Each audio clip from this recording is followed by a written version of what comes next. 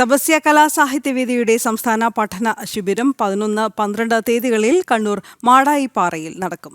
സുവർണോത്സവ ആഘോഷങ്ങളുടെ ഇടയിലാണ് ഈ വർഷത്തെ പഠന ശിബിരം. മാടായിപ്പാറ കമ്മ്യൂണിറ്റി സെന്ററിൽ നടക്കുന്ന ശിബിരം പത്മശ്രീ അപ്പുക്കുട്ട പൊതുവാളും പത്മശ്രീ SRD പ്രസാദും ചേർന്ന് ഉദ്ഘാടനം ചെയ്യും. സംസ്ഥാന വർക്കിംഗ് പ്രസിഡന്റ് പ്രൊഫസർ PG ഹരിദാസിന്റെ അധ്യക്ഷതയിൽ നടക്കുന്ന ഉദ്ഘാടന സമ്മേളനത്തിൽ മാരിത്തേയം ആചാരസ്ഥാനികൻ തെക്കൻ ഗോപാലപിള്ള, കണ്ടൽ സംരക്ഷകൻ രഘുനാഥ പൊക്കുടൻ തുടങ്ങിയവരെ ആദരിക്കും. കേരളത്തിലെ 14 ജില്ലകളിലും ഈ സുവർണോത്സവത്തിന്റെ പരിപാടി നടക്കും.